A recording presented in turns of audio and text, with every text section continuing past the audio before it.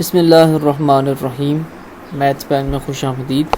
आज का हमारा टॉपिक है कि हमने मैट्रिसेस को किस तरह से चेक करना है कि अगर वो मैट्रिक्स के बने तो वो हर्मिशन है, यूनिटरी है या नॉर्मल है। उनको चेक करने का क्या क्राइटेरिया है, इसको कैसे पता चलेगा, तो आज हम ये डिस्कस करेंगे। स्टार्ट करते हैं। कंसीडर अ कम्प्लेक्स मैट्रिक्स ए हमारे पास एक कम्प्लेक्स मैट्रिक्स है, यानी कि ऐसा मैट्रिक्स जिसकी जो एंट्रीज़ हैं या जिसके जो एलिमेंट्स हैं वो सेट ऑफ कम्प्लेक्स नंबर्स में से हैं, तो उसको हम कम्प्लेक्स मैट्रिक्स बोलते हैं। The relationship between A and it's conjugate transpose, A matrix और उसके कॉन्जुगेट ट्रांसपोज जिसको हम ए एच यानी हर्मिशन ऑफ ए से डिनोट करते हैं, उनके दरमियान जो रिलेशनशिप है yields important kind of complex matrices. उनके दरमियान आपस में जो रिलेशनशिप से हमारे पास कम्प्लेक्स मैट्रिसेस बनते हैं वो उनके अलग अलग हर एक के नाम हैं। अब ए का हर्मिशन ये हम कैसे निकालते हैं?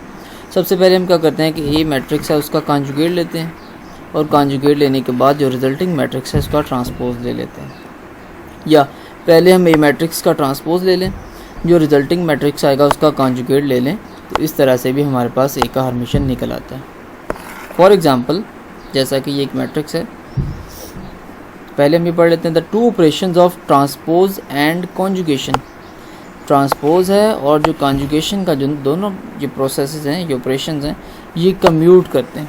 कम्यूट करने का क्या मतलब है कि पहले आप ए मैट्रिक्स का ट्रांसपोज ले लें, ट्रांसपोज का हम बार से डिनोट करते हैं। ट्रांसपोज पहले ए का हम कॉन्जुगेट ले लें, कॉन्जुगेट को हम बार से डिनोट करते हैं, फिर उसका ट्रांसपोज ले लें, या पहले ए का हम ट्रांसपोज ले लें और बाद में उसका कॉन्जुगेट ले लें। दोनों की बात एक ही है, ये दोनों ऑपरेशन कम्यूट करते हैं एक दूसरे के साथ। तो इनका जो आंसर आएगा उसको हम ए के हर्मिशन से डिनोट करते हैं। फॉर एग्जांपल, ये एक मैट्रिक्स है ए का हर्मिशन ये साथ लिखा है। ये कैसे है? पहले हमने क्या किया, ए का ले लिया, ट्रांसपोज ले लिया, तो जो पहली रो है वो पहला कॉलम बन जाएगी, दूसरी रो दूसरा कॉलम बन जाएगा, और साथ ही हमने क्या किया, इसका कॉन्जुगेट भी ले लिया। तो 2 + 8 आयोटा का कॉन्जुगेट आ जाएगा 2 - 8 आयोटा, 5 - 3 आयोटा का कॉन्जुगेट आ जाएगा 5 + 3 आयोटा, 4 - 7 आयोटा का कॉन्जुगेट आ जाएगा 4 + 7 आयोटा। यानी हम कॉन्जुगेट में क्या करते हैं, अगर ए प्लस आयोटा बी ये हमारे पास एक कम्प्लेक्स नंबर है तो उसका कॉन्जुगेट क्या आता है, जस्ट हम इमेजिनरी पार्ट का साइन चेंज कर देते हैं। सिमिलरली ये जब दूसरी रो दूसरा कॉलम बन गई और साथ ही हमने इसका कॉन्जुगेट ले लिया, तो 6 आयोटा का कॉन्जुगेट -6 आयोटा, 1 - 4 आयोटा का कॉन्जुगेट 1 + 4 आयोटा, एंड 3 + 2 आयोटा का कॉन्जुगेट आ जाएगा 3 - 2 आयोटा। तो ये हमारे पास ए मैट्रिक्स का हर्मिशन मैट्रिक्स या कॉन्जुगेट ट्रांसपोज निकला है। इसी तरह से ये हमारे पास ए का हर्मिशन है, और अब ए के और ए के हर्मिशन के दरमियान कुछ रिलेशनशिप्स हैं जिनसे हमें पता चलेगा कि कोई मैट्रिक्स हर्मिशन है, यूनिटरी है या नॉर्मल है। तो सबसे पहले डेफिनेशन है हर्मिशन की। A complex matrix A is said to be Hermitian. A को हर्मिशन बोलेंगे जब हमारे पास ए का हर्मिशन या कॉन्जुगेट ट्रांसपोज ए के ही इक्वल आ जाए, तब हम एक मैट्रिक्स को बोलते हैं कि ये हर्मिशन मैट्रिक्स है। और ए को हम स्क्यू हर्मिशन तब बोलेंगे जब ए के कॉन्जुगेट का ट्रांसपोज यानी ए का हर्मिशन इसकी अपने ही मैट्रिक्स के नेगेटिव के इक्वल आ जाए, यानी ए का हर्मिशन -a के इक्वल आ जाए, तब उसको हम बोलेंगे स्क्यू हर्मिशन। यानी एक डेफिनेशन हमारे पास हर्मिशन की है। हर्मिशन के लिए क्या है, ये पहला वाला क्राइटेरिया कि ए के कॉन्जुगेट का आप ट्रांसपोज लो वो ए के इक्वल आ जाए तो हर्मिशन होगा, ए के कॉन्जुगेट का ट्रांसपोज लो वो नेगेटिव उसके इक्वल आ जाएगा तो वो स्क्यू हर्मिशन हो जाएगा। जैसे हमारे पास सिमेट्रिक के लिए था कि ए का ट्रांसपोज ए के इक्वल आ जाए तो वो सिमेट्रिक होगा। ये रियल नंबर्स के लिए हम इसको यूज़ करते हैं। अगर यहाँ पे कॉन्जुगेट आ जाए, ट्रांसपोज का कॉन्जुगेट, तो उसको हम ए हर्मिशन बोल देते हैं। अगर वो ए के इक्वल आ जाएगा तो क्या कहेंगे, उसको हर्मिशन मैट्रिक्स कहेंगे। और अगर वो ए के नेगेटिव के इक्वल आ जाता है तो उसका हम क्या बोलेंगे, स्क्यू हर्मिशन बोलेंगे।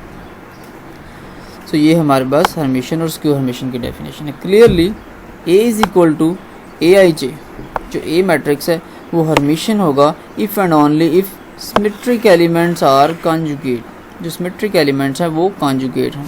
वो कॉन्जुगेट किस तरह से होंगे, जैसे हमने इस एग्जांपल में, बल्कि आगे हम एग्जांपल में देखते हैं कि सिमेट्रिक एलिमेंट्स किस तरह से कॉन्जुगेट होंगे। फॉर एग्जांपल ये हमारे पास ए एक मैट्रिक्स है, इसके अंदर सिमेट्रिक एलिमेंट कौन कौन से हैं।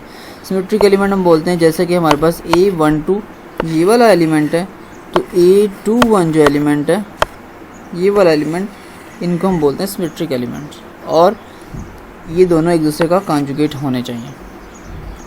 इसी तरह A13 ये एलिमेंट है और A31 ये एलिमेंट है, ये भी एक दूसरे का कॉन्जुगेट है। ये है A23 एलिमेंट और ये है A32 एलिमेंट, ये भी एक दूसरे का कॉन्जुगेट है। तो पहली तो हमारे पास ये कंडीशन थी कि ये जो सिमेट्रिक एलिमेंट्स हैं ये एक दूसरे का कॉन्जुगेट होने चाहिए। तो ए मैट्रिक्स उसमें हमारे पास जो सिमेट्रिक एलिमेंट हैं वो एक दूसरे का कॉन्जुगेट भी हैं। तो पहली कंडीशन ये आई चाहिए, that is if each Aij is equal to Aj conjugate. ये जो हमने अभी कहा उसकी मैथमेटिकल रिप्रेजेंटेशन है कि हर Aij और Aj ये एक दूसरे का कॉन्जुगेट होने चाहिए। Aj का कॉन्जुगेट लें तो वो Aij बने, और अगर हम दोनों साइड पे कॉन्जुगेट ले लें अगेन तो यहाँ पे Aij का कॉन्जुगेट आ जाएगा, और दूसरी साइड पे कॉन्जुगेट का कॉन्जुगेट वो दोबारा A बन जाएगा। In which case each diagonal element Ai must be real, और इसमें क्या होना चाहिए, हर एक कॉन्जुगेट एलिमेंट वो रियल भी होना चाहिए। जैसा कि इस A में डायगोनल के अंदर 3 है, -4 है और 5 है, ये रियल भी। तो ये हमारे पास दोनों कंडीशंस को सेटिस्फाई कर रहा है। सिमेट्रिक एलिमेंट जो हैं वो कॉन्जुगेट भी हैं, और जो डायगोनल के एलिमेंट हैं वो आपस में क्या हैं, सारे के सारे रियल नंबर्स हैं। तो ये दोनों कंडीशंस सेटिस्फाई हो गई। तो हमारे पास क्या होगा, similarly if A is skew symmetric, skew symmetric में क्या होगा, जो डायगोनल एलिमेंट्स होंगे वो 0 होंगे, Ai इज़ इक्वल टू 0।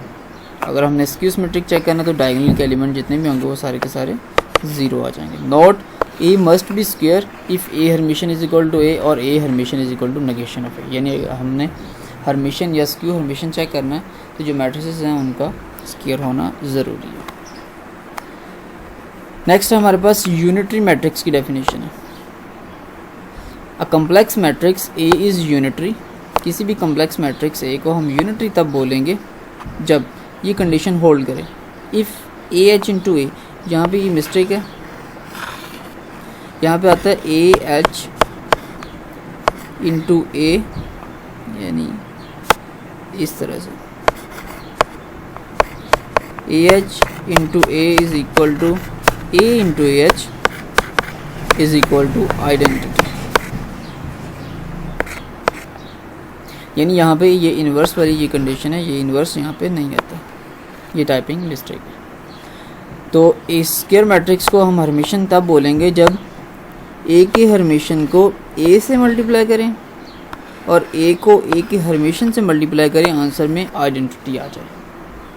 तो उस केस में हम बोलेंगे जो A मैट्रिक्स है वो क्या है, हमारे पास यूनिटरी मैट्रिक्स है। अब जब हम A को A के हर्मिशन से मल्टीप्लाई करते हैं तो आंसर में आइडेंटिटी आ रहा है। इसका क्या मतलब है कि ये दोनों एक दूसरे का मल्टीप्लिकेटिव इन्वर्सेस हैं, या ये भी कह सकते हैं कि जो A का मल्टीप्लिकेटिव इन्वर्स है वो क्या है, A का हर्मिशन है। सिमिलरली A के हर्मिशन का जो मल्टीप्लिकेटिव इन्वर्स है वो क्या होगा, A मैट्रिक्स होगा। तो उसको हम इस तरह भी लिख सकते हैं कि A का hermitian is equal to A का इन्वर्स, या हम ये भी पढ़ सकते हैं कि जो A का इन्वर्स है वो A का हर्मिशन में ही आएगा, यानी कॉन्जुगेट ट्रांसपोज ही आएगा।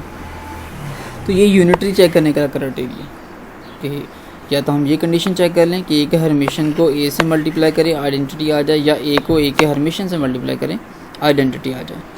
तो दोनों केसेस में हमारे पास जो बात बनती है वो यूनिटरी के लिए ट्रू बनती है।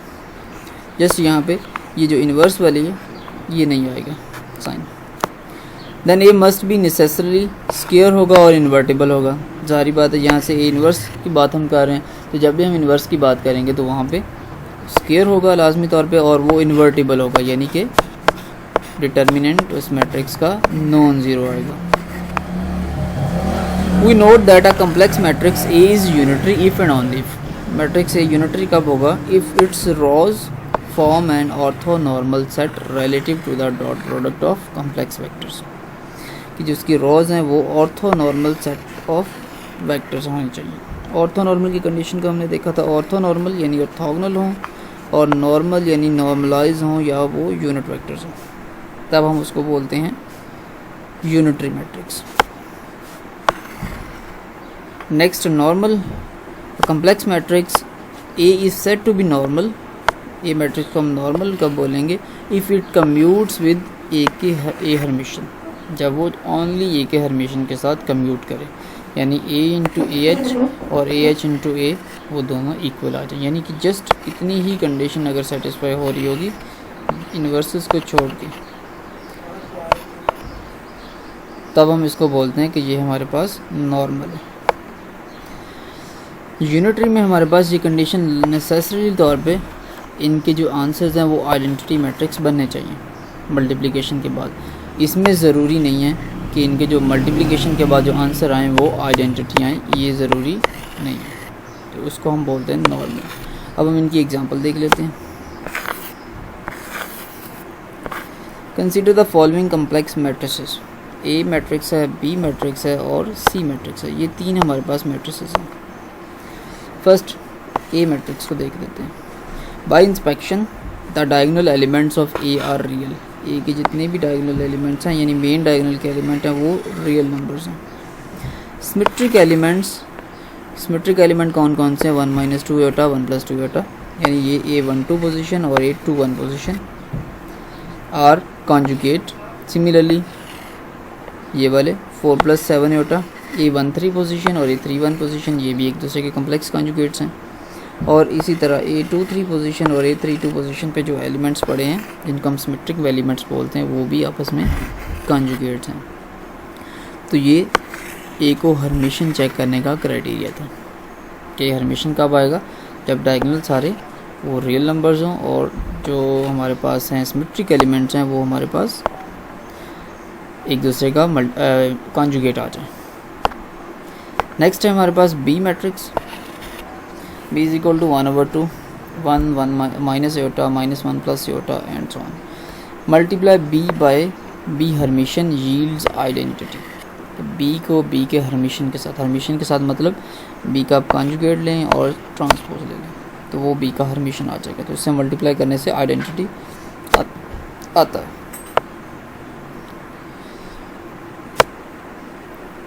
ये हमारे पास एक b मैट्रिक्स है, ये हमारे पास बी मैट्रिक्स था और ये बी का साथ हमने हर्मिशन से मल्टीप्लाई कर दिया। हर्मिशन किस तरह से आएगा? बी के साथ 1/2 और हर्मिशन के साथ भी 1/2 आएगा, तो ये दोनों मल्टीप्लाई होके 1/4 आ जाएगा। ये बी है, बी की पहली रो को पहला कॉलम बना दिया और साथ इसका कॉन्जुगेट भी ले लिया। 1 का 1 आ जाएगा, -1 का -1 और -1 प्लस योटा का -1 माइनस योटा आ जाएगा। दूसरी रो को दूसरा कॉलम बना दिया और साथ उसका कॉन्जुगेट भी ले लिया। योटा का माइनस योटा, 1 का 1 1 प्लस योटा का 1 माइनस योटा। तीसरी रो को तीसरा कॉलम बना दिया और साथ में कॉन्जुगेट भी ले लिया। 1 प्लस योटा का 1 माइनस योटा, -1 प्लस योटा का -1 माइनस योटा और 0 का 0 आ जाएगा। यानी हमने क्या किया यहाँ पे बी का ट्रांसपोज और साथ उसका कॉन्जुगेट भी ले लिया, तो ये बी का हर्मिशन आ जाएगा। अब इनको हम करते हैं मल्टीप्लाई। पहली रो को पहले कॉलम से मल्टीप्लाई करेंगे तो 1 1 * 1 -1 * -1, ये 1 + 1 आ जाएगा।